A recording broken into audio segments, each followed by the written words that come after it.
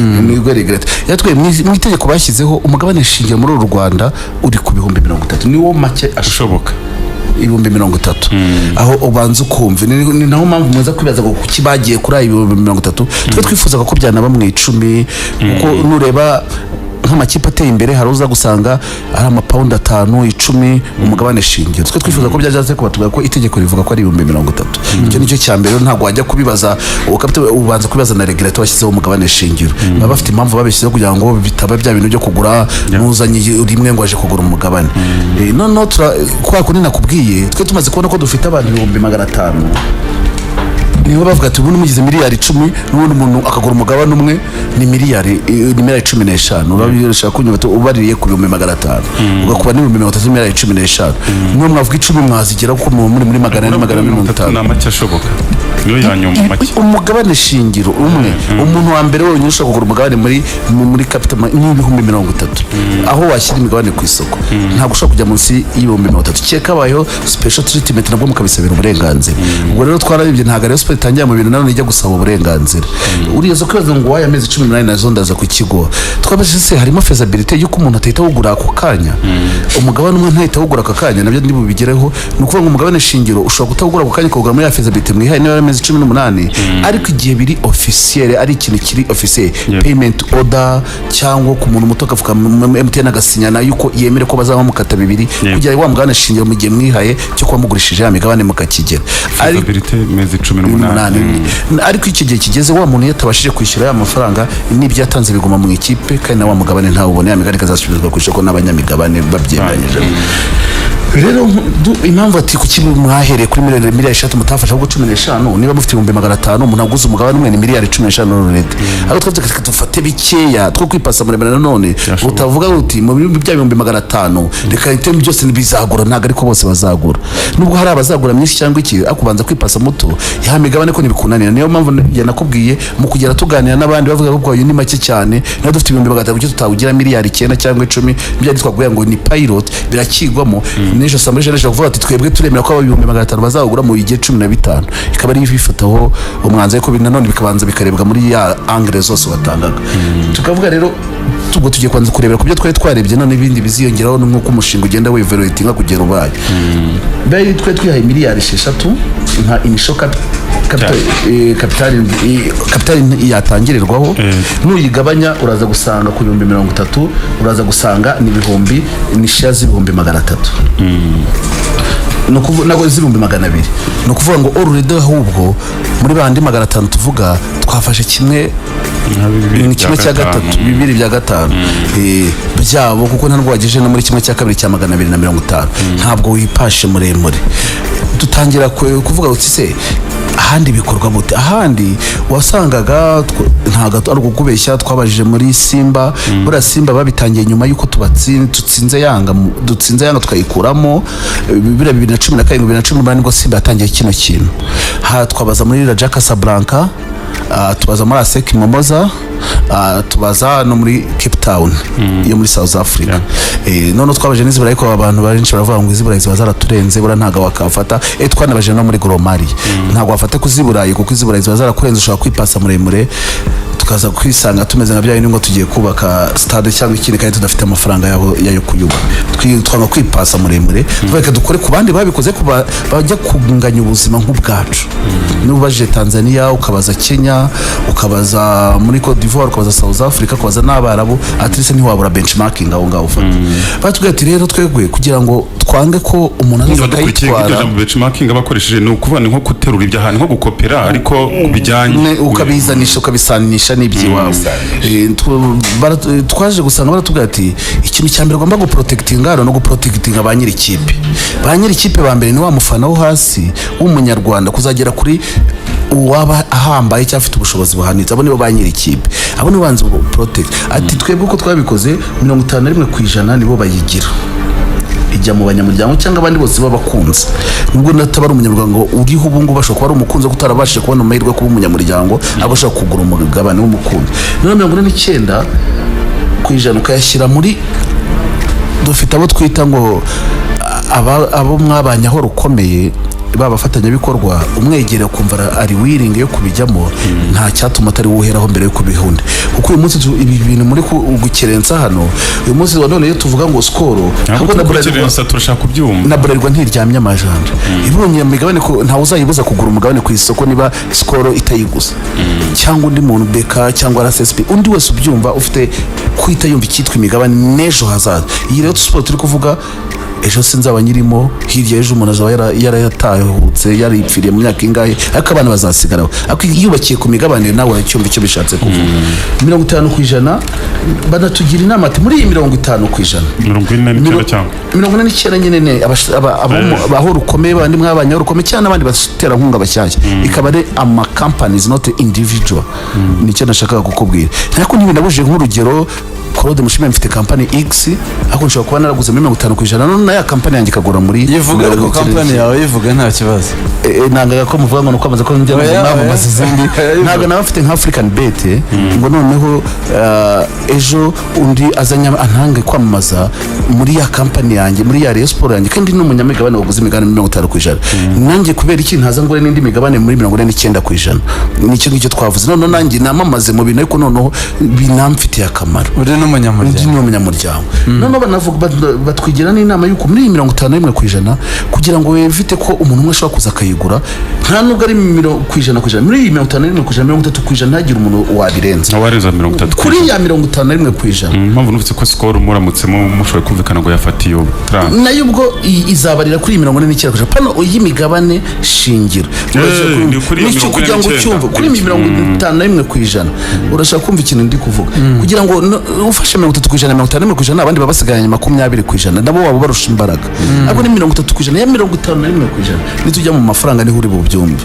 no kuvuga ngo ubundi kuri yandi twavugaga nta numwe waje uwabasha kujya 30% n'uwatanga miliyoni 900 z'amanyarwanda niwo wabasha kugira 30% ya 51% miliyoni 900 ubwo yaba afite 30% ya 51 ko nuzo kubishyira ku ijanisha uruza gusanga ari nka 10 na kangahe ku ijana by'umugabane by'ijana ku ijana bya company ntago ari 30% by'ijana ku ijana 30% bya 30% imwe twageneye abantu nka individu kugira ngo nanone hatagiramo kwiharira imigabane ugasanga umuntu umwe n'ukihariye ahubwo ntibizabuza ko umuntu turi bugere ku nyungu tubugere ku biki kugira ngo umuntu ashobora kuzajya byuka agafata nyine ndashaka kugurisha umugabane wanjye ufite amafaranga akawugura umugabane warazamutse kuko ugenda uzamuka agaciro kagenda kazamuka bitewe n'ibyo mugeraho n'ibyo mutunga hajemo none ikindi batugiye inama hari abagira kategori 3 z'abanyamigabane cyangwa 2 twe twaravuze ko tugire kategori 4 izo bita class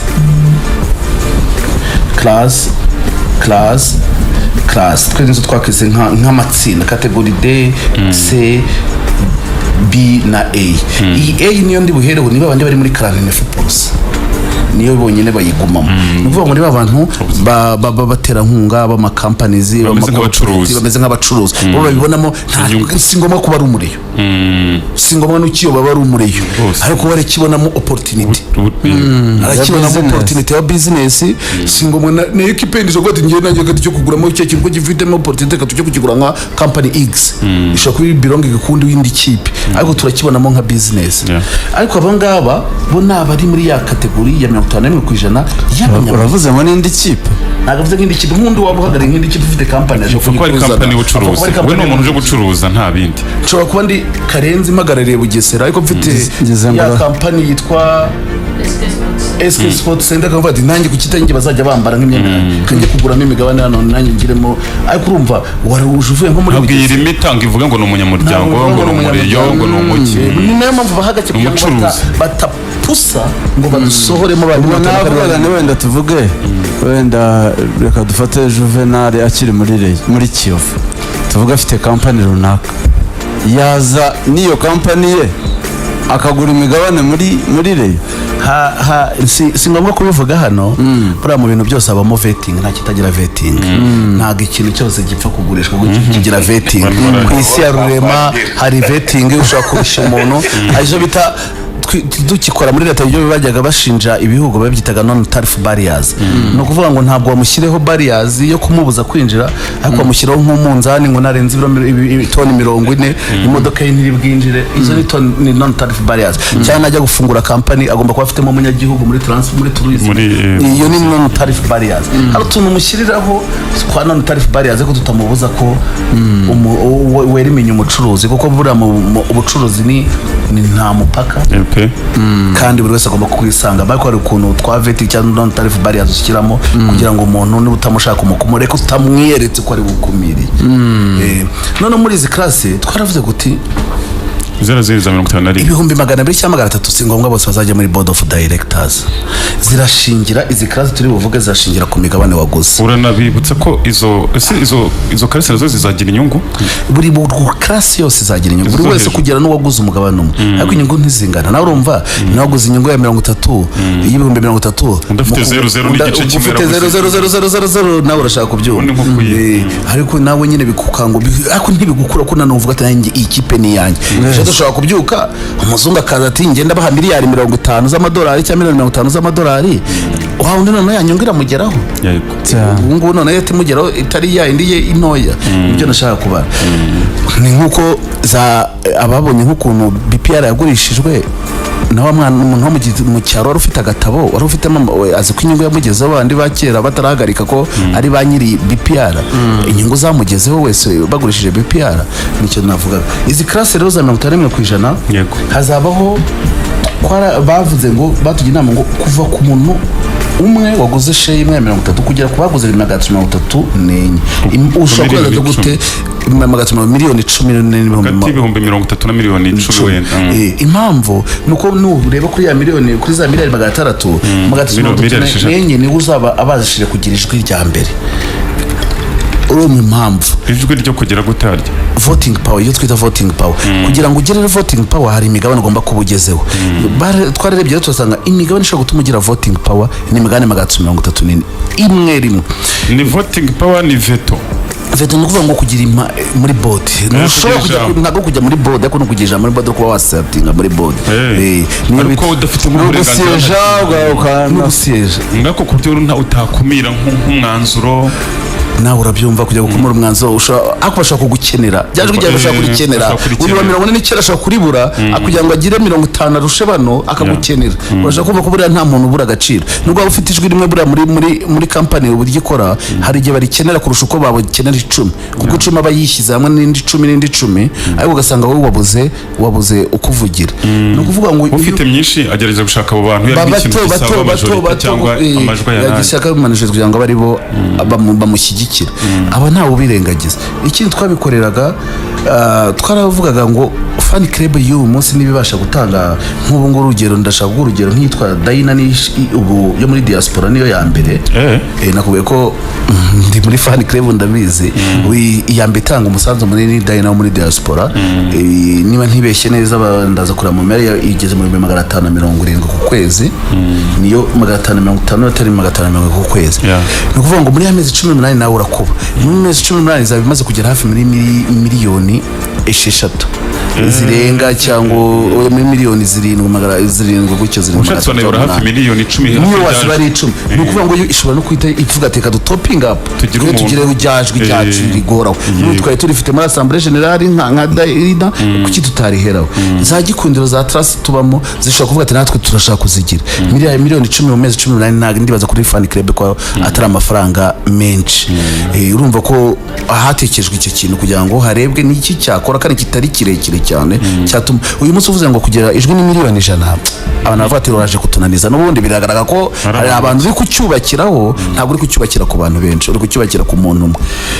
noneho akaza ya class B none ibuve ku ijwi rimwe ikaza kugera ku majwi 10 none na classe ya B iri buve ku majwi 10 ikagera ku yandi bitewe no kugenda ugura imigabane ko twabonye ko ijwi ari 330 gutyo kugira ngo hagire iyi mpamvu ya classe 10 no kugira ngo ugere ku majwi 10 no kuvuga ngo urafata ni hafi uri mu 3340 gutyo nanone nuvuga ngo ugeze hafi by'imigabane no kuba ni mu tugeze hafi muri miliyoni nawe urakora imibare urumva ahantu bigeze. Ijana. Ni ukuvuga ngo ni ukugira ngo tujye tugira abantu b'ibice ariko ntibibuze kuba ijwi rimwe ashobora kurigura ashobora kugura abiri kuko nimba nakugera muri 600 nanda bafite amajwi yanjye abiri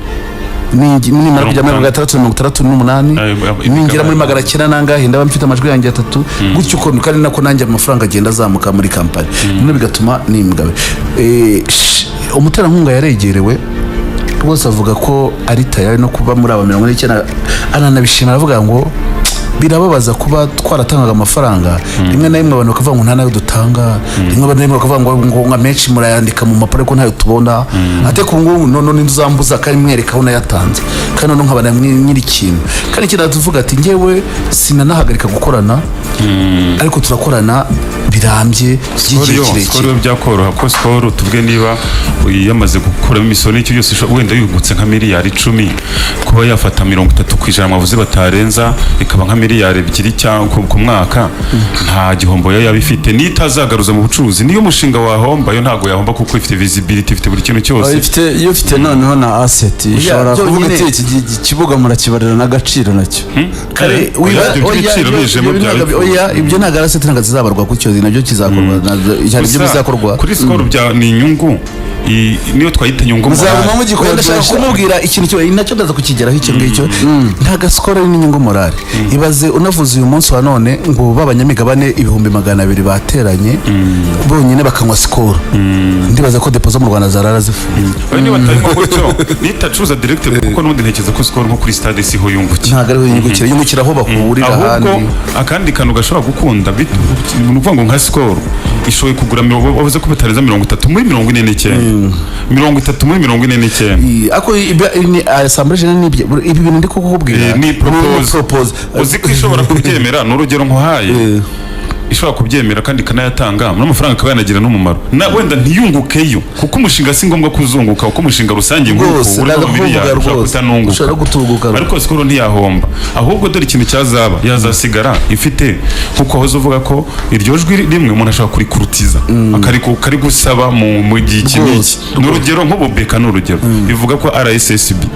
ari ifitemo 25% iriya ishobora abantu nk'umuturage wundi ufitemo imigabane ya 0.01 kandi n'amafaranga atari make cyane ariko umuntu ntabwo yagira influence ahubwo RSSB ishobora kuvuga ati reka twirukanishe Karusisi n'urugero umuyobozi kubera ko ifite amajwi nka majorite ariko ya lobbying ikabona ndi agera ku mubare wayafata icyemezo rwose ibyo rero nuko na Skoro ishobora kugira ngo kikazageze ikagira ijambo ku buryo ari wo munyejambo wa mbere ushoboka muri reyo eraga ejo nari Tanzania ntabwo ibyo bintu ari bibi ntabwo ari bibi cyane ibyo ninjye gukorera ko sinabegeze ijambo ariko operation nka Doji afite ijambo rinini cyane kandi afite 49 cyane ariko afite ijambo rinini cyane kugira ngo abantu babyumve neza tubabwira ukuri 51% mu bijyanye n'ijambo ni teori ntacyo bibiba kuri rwose mu bijyanye n'ijambo lobbying niyo ikora muri kuko ni 51 bikanyita icyuka ni icyuka gihuri cyane n'imvange utavangura ngo ibyari ikintu yo gikaze iyo hari cause yo guhaguruka akamaro ka 51 murakabona tuvuge Skoro irayifasha ituvuga iti ariko jewe mfite 49 yanjye ntabwo shaka gukomeza kwitwara yiritwa Skoro FC ntabwo byayikunda attention Skoro shaka kubona fan club tuvuge niba ari 10 zizashobora kwa affording icyo kintu ikabona fan club 5 ziyijya inyuma ahubwo ndashaka kuvuga nabo abantu turi kuvuga nabareyo nabo bazi icyo baharanira bazi n'icyo bashaka nabo rero biragoye kuzamubwira kiri mu nyungu rusange bashaka kukijya inyuma ari ikintu cyica inyungu rusange cyacyicareye bashaka kukirwanya kandi none bakishyira hamwe reka tubikomeze icyo ni cyo rwose aho ngaho turacyagerageza kubyumva izi classes of n'ibingibi byo kugira amajambo n'icyayi n'ibindi bizagenda za avantage bazagenda bagira zo